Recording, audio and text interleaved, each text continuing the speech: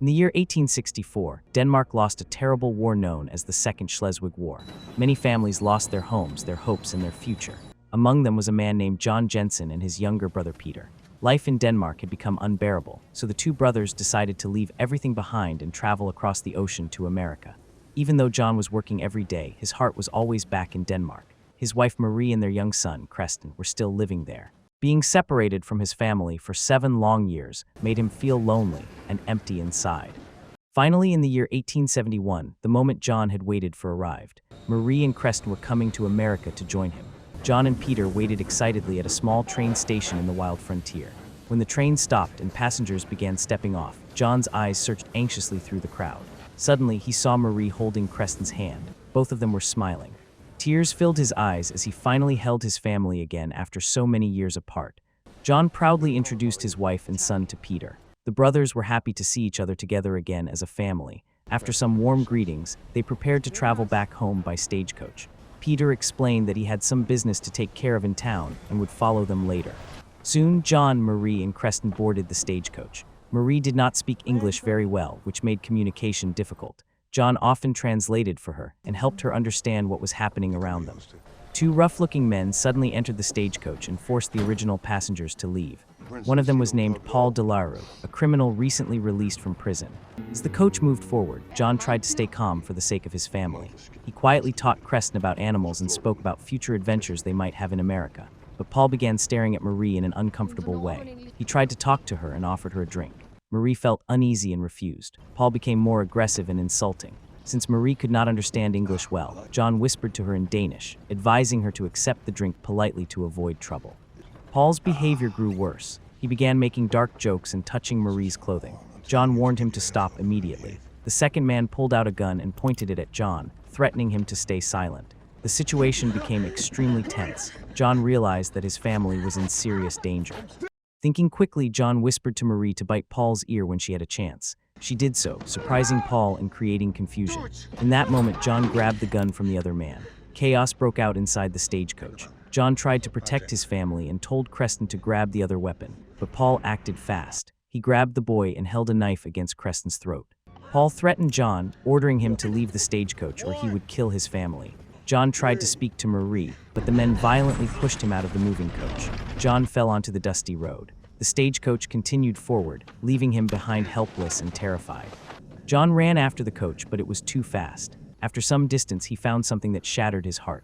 Kristian's lifeless body was lying on the roadside. John collapsed beside his son, crying uncontrollably. His entire world had been destroyed in a single moment. He gently lifted Kristian and carried him forward, numb with grief and rage. Farther down the road, John found the stopped stagecoach. He carefully placed his son's body on the ground and took a gun from the dead driver. Using his old soldier skills, John frightened the horses to distract the criminals. He quickly shot one of the gang members. Paul tried to escape on foot, begging for mercy and claiming innocence. But John, broken and furious, could not forgive him. The next morning, Peter arrived at the scene after noticing strange tracks. He found John mourning over the bodies of Marie and Kristian. The brothers embrace each other in deep sorrow. John explained everything that had happened. Now, they only had each other left in this cruel world. The setting transitions to a dusty western settlement. Mounted armed men ride into town displaying complete authority. Their leader is Henry Delarue, a merciless former Union Army colonel notorious for savage campaigns against indigenous peoples. He dismounts and confronts Mayor Nathan Keene, who serves multiple roles including priest and undertaker. Delarue expresses fury. He demands explanations regarding 2 deceased men discovered recently. Mayor Keene, visibly frightened, promises no townspeople were involved. Neither the mayor nor residents realize one victim is Delarue's brother Paul. Eventually, Delarue speaks. He grants them until midday to identify the killer. Otherwise, he'll execute 2 innocent citizens as retribution. Citing scripture, he vows vengeance. Emphasizing his threat, he declares if the mayor doesn't select victims, he'll kill 4 rather than 2. Shortly, Mrs. Borowski, an elderly gun shop proprietor, and a disabled man are chosen as sacrifices. Delarue shoots the handicapped individual immediately. As Wojciech, Mrs. Borowski's grandson, weeps beside her, she courageously prays for Delarue's corrupted soul, but he murders her equally mercilessly. Still unsatisfied, he kills a 3rd innocent person before his spouse, displaying 0 remorse. Sheriff Malik urges townspeople against intervention and toward calmness. Everyone appears helpless against Delarue, who demands increased protection payments and inflates prices. Subsequently, at Paul's funeral, his widowed sister-in-law Melanie, who cannot speak, stands graveside.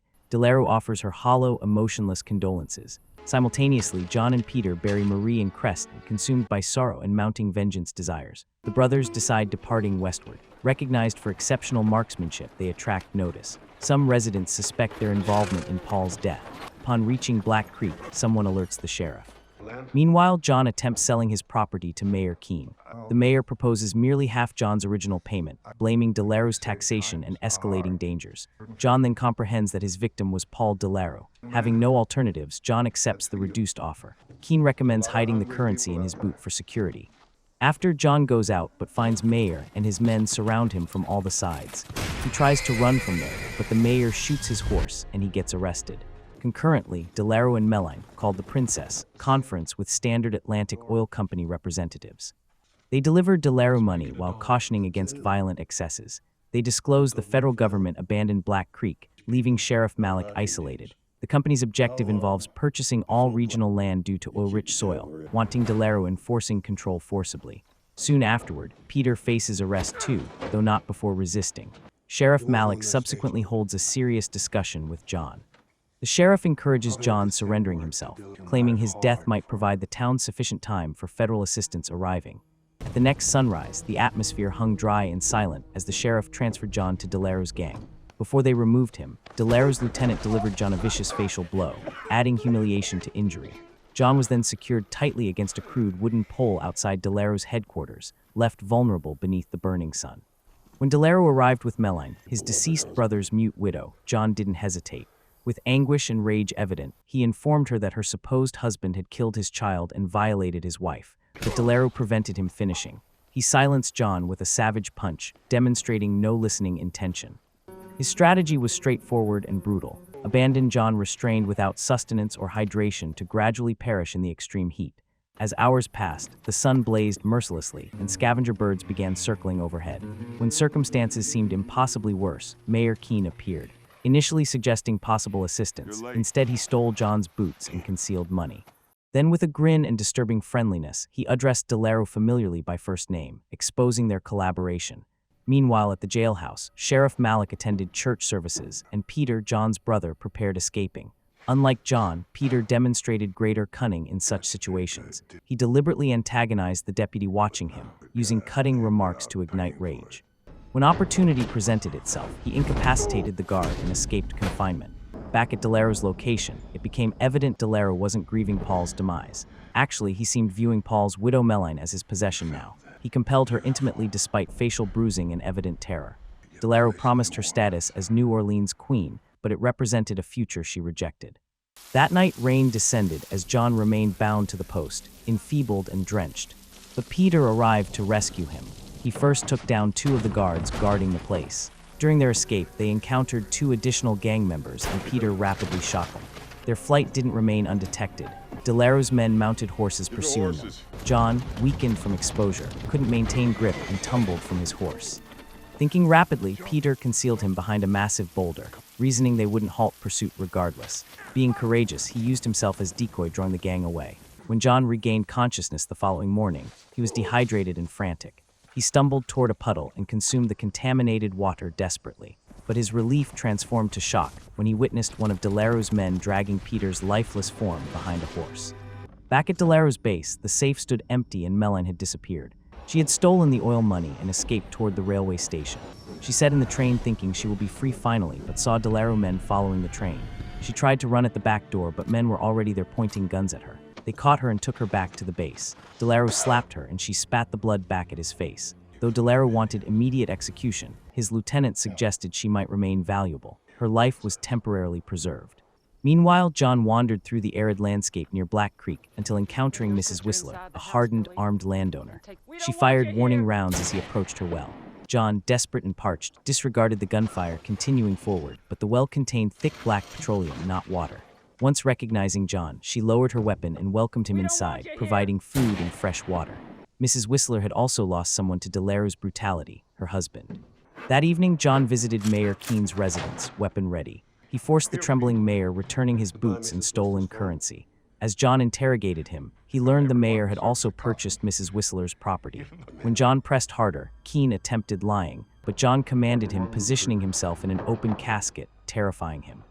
Finally, Keene admitted he had surrendered land documents to DeLaro, facilitating his town takeover.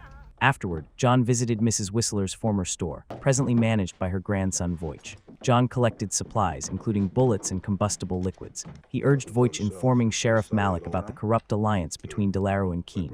The following morning, John initiated his strategy. He positioned Mayor Keene's corpse inside a coffin as distraction. DeLaro opened it, shocked, and commanded his men burning it. Simultaneously, Voight started a bonfire, attracting additional attention. Then, concealed behind cover, he commenced shooting. Meanwhile, John hides under a burned house and shoots down one of the men. Voight, proving himself courageous, climbed a rooftop with additional flammable materials, but the creaking timber alerted a thug below. The criminal found Melanie restrained upstairs. Voight wounded his target with a shot, but this thug downstairs retaliated and murdered the boy. As the killer celebrated, he ignited a cigarette, unaware that spilled fuel had saturated the floor. Hearing the disturbance, John rushed toward the flames. He observed the thug dragging Melanie outside. With accurate aim, John shot him in the leg, causing him to fall. He tried to shot John a couple of times, but John killed the thug. Another man heard the gunshots and tried to shot John, but he nearly missed. He then shot on the floor, thinking he might have killed John. But as he tried to check, John stabbed him in the eye. The thug ran in pain, but John followed him and finished him. However, as John stepped into the open, he committed a critical error he shouldn't have made. He had overlooked DeLaro. The gang leader shot John, knocking him down. Standing above him, DeLaro taunted John for being tougher than anticipated, but before he could complete the execution, Melanie appeared. After the gunfire, John and Melanie aimed weapons at each other. For a tense instant, they stood motionless, but then wordlessly they lowered their firearms. They had both suffered tremendously and now shared a single adversary. Just then, Sheriff Malik arrived with reinforcements. He thanked John for rescuing the town, but tensed observing Melanie. John stood resolute, declaring she was under his safeguard. Faced with no option, Malik retreated. As peace returned, the silent man and the quiet woman, John and Melanie, mounted their horses and departed together, commencing a new chapter in their existence, connected by loss, justice, and survival.